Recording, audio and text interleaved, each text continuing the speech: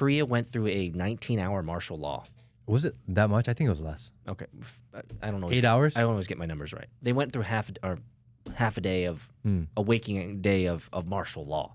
So Matt, could this be the crescendo of where America is going with Doge and efficiency and people losing jobs and people being, are we going to move to a martial law? Well, and if for those who are internet sleuths, you know how many times Matt has said Korea is merely the Peachtree dish of America, where we can run experiments on these poor folks, kind of like Israel does to their own people with vaccines, and we can learn stuff from this small peninsula nation. Is that what you're saying? That's what I thought at first. And then I started taking all the dots and laying them out. Ooh. And there's a lot of dots here. Yeah. And it's really hard. I don't know what happened. You're saying geopolitics is complicated? But let me lay out the dots, okay? Let me lay out the dots of what happened. So we all woke up, we turned on the phones, and it says martial law in Korea. Yeah. And the president does this announcement declaring martial law. No one saw it coming. It's totally out of the blue. And he says it's because of North Korean aggression. And they've infiltrated the other party. Therefore, we need martial law, is what he said. 8 hours later, the legislators meet. They're like, no, we got to shut this thing down. And then eventually he's like, fine, okay, martial law is over. It was like 8 hours. Koreans, it happened so fast that Koreans didn't even like protest. They showed you some videos, but it was nothing big. It was so fast, there was almost no whiplash. Yeah, almost. Usually there's like a whiplash where people are like, oh, what happened? But it's like, wait, it almost felt like a nothing burger. So later, now the news from the conservative side is, well, it actually wasn't. It was an operation because they had been using the electrical voting machines to tamper with the election. And therefore, while martial law was going on, they sent a crew to the election office and they gathered data about the election machines. And that's what they're saying what this whole operation was about. Okay, that's another story. So it was a ruse. That's what they say. Which I don't know if it's true or not. Yeah, we never know. But everyone's like, Matt, you got this wrong. Like all the Korean conservatives, like, no, you got this wrong. Korean conservative news says, like, bro, they're telling you it's not the truth. Eat a dick. Okay.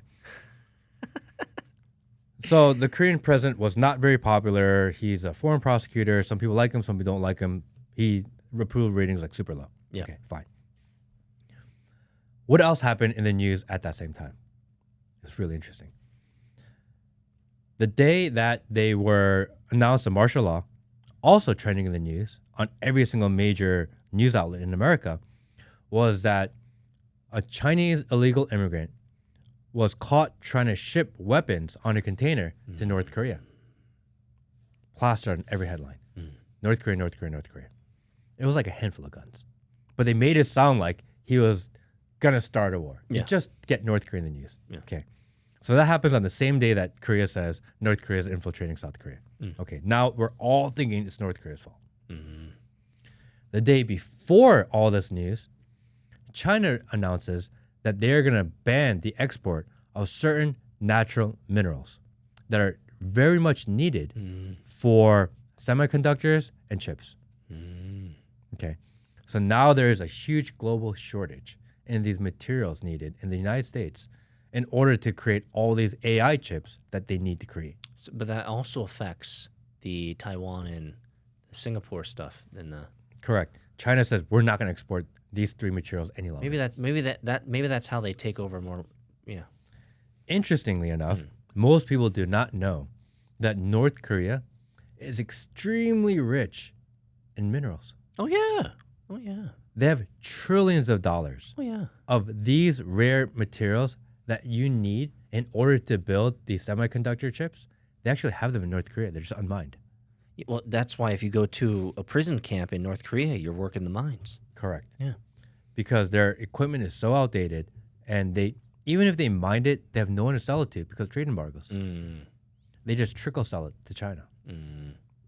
I mean, I've even heard news of North Korea selling weapons to Ukraine and stuff. So they have ways to move stuff if they need to. But you can't move that much in it, and you're not going to get top dollar. Yeah, fair enough. It's just sitting there. Fair enough.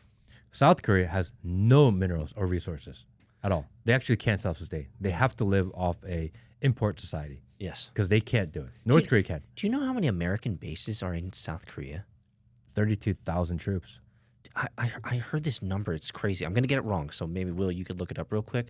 But I heard something that it's like 30 or 50. Please correct me, because I want to be as shocked as I feel like I should be with this number. It's a lot. How many military bases are in South Korea? It says at least 9. Oof. Still, South Korea's half the size of Florida. 80% of it's mountainous. So you're still talking about 9 military bases in a very small area. Like they're controlled. 30,000 troops. Which, by the way, I actually saw a news thing that Korea actually doesn't have control of its own military. I was getting there. Oh, wow. So actually, under the I forget the name of the agreement.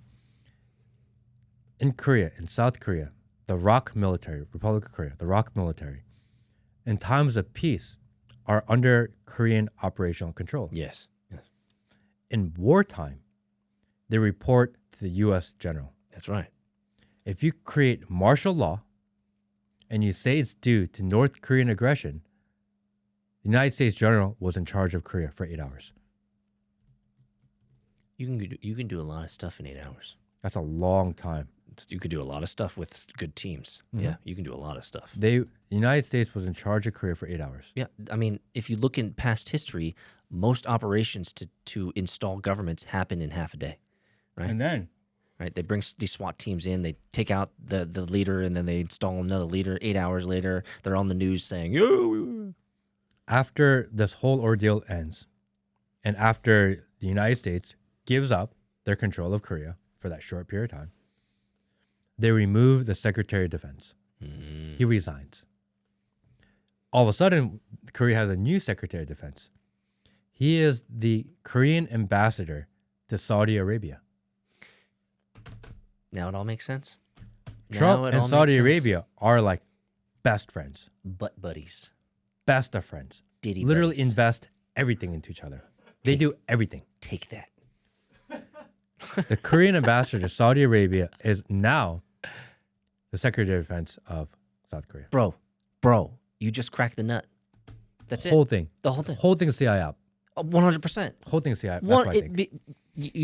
They want the minerals. They want control. They want to know what's going on. They want to figure out what the data is about how this operates. They want to see what the reaction would be if we were to force change instead of slowly trickling change. Yep. Whole thing was not. Yeah. Because because American interests need an inside man. Yep. And we got him in. We got him in. Yep. It only took and in the news cycle, no one's talking about it anymore. No, it's over. Yeah. Super quick. Now it's been infiltrated. And some would say, well, isn't that a good thing for the United States? Yeah, maybe. Well, it's good for people who are in the United States in their interests, but for you and I, like we don't get any benefit from this. So this is really interesting because a video I saw years ago, which is why I was like, oh my gosh, this is coming to me. In that video, they were talking about how South Korea, I can't believe I didn't make this connection earlier, but South Korea is essentially like a Puerto Rico. It's like brass tacks owned by America because American military power is where we can put squeezes on people, right? And frankly, how you get provisions, how you get support is generally through military access lines and logistics systems, right? And so you want to get American support, we got to put multiple bases in your country. That's how we're going to support you militarily and through economic trade and supply chain lines. A lot of people don't know that the reason why there's two Koreas is because the United States and USSR, Soviet Union, created two Koreas. Yeah, they split them up. It was one country. Yeah. After World War II, they said, well, what do we do with this country? We got to figure it out. And I don't know why no one thought, well, maybe we just let Korea become Korea again. Yeah. Instead, they had a meeting with no Koreans in the room. Yep. And they said, let's just split the country in two. Yeah. You get half, we get half. Yep. And we'll figure it out once we divvy it up. Yep. And they create this 30th parallel that goes through the middle of Korea. And most borders, international borders, have some sort of natural border. a river, a mountain range, Yeah. an ocean. Something is there Yeah. to create a border. They literally took an open field and they said, here's a border. Yep. And they just drew a line in the middle of nowhere. Yep. And all of a sudden, some people living on one side of that imaginary line are now South Korean. And some people living on the other side of the imaginary line are North Korean. A complete tragedy of human life. Some would say, and I think rightfully so, that South Korea is in most recent history, essentially the last bastion of American imperialism. Like, we literally took over this land. We hung out with the Soviet guys and we're like, the Koreans are incapable. We're just going to take this half. You take that half. We're going to install our military bases. We'll give them sovereignty as South Korea, but we pretty much run the game here. And the history books never talk about that. They never talk about the American industry interests that created that parallel. And if we dig down to the brass knuckle of what it is, South Korea is essentially a nation state owned by America. Like, it sounds really sad, but it technically is true. When they split the country, they had a deal. They said, we're going to have a vote. We're going to let the people choose their leader. And there were actually 3 people that were very popular in Korea. One was a guy named Kim Koo, which no one ever talks about. People that understand Korean history know him, no one else knows about him. He was really popular in Korea. He was for a unification of Korea, and he was very adamantly against U.S. and Soviet interest into the country. Makes sense. Sounds like Korea first mentality. He was a Korea first guy. That would be called racist. Another guy was Syngmin Rhee, which was studied at Harvard, studied at Princeton, was known to Roosevelt. Oh, so he had the right political connections. He was that guy. And the other one is Kim Il-sung, which ended up being the family of Kim, whatever. Yep. They were going to do a vote. Kim Gu, because he was so anti all other countries, actually wasn't the most popular. But he was very popular. Kim Il-sung was the most popular. He was going to get about 70% of the vote because he was known as a guy that used to go to Japanese encampments and just kill them. Yeah, just murder them in cold blood. He was really popular. Yeah. And the communist type of agenda had crept really far into Korea, and they wanted to be communist. Yeah. It was their choice. Once the United States found out that their guy, Syngmin Rhee, was not going to win an election, they said, nope, he's president now. And he became president. Yep. That's what happens when you have such imperialist power, economic power, military power.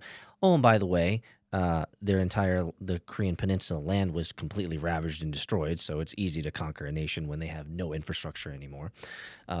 So tough times. But and Kim Il-sung became the leader of the North. Yeah. They split the country in half, and Kim Koo, who was the other guy that was against any imperialist coming into the country, in 1949, that election happened.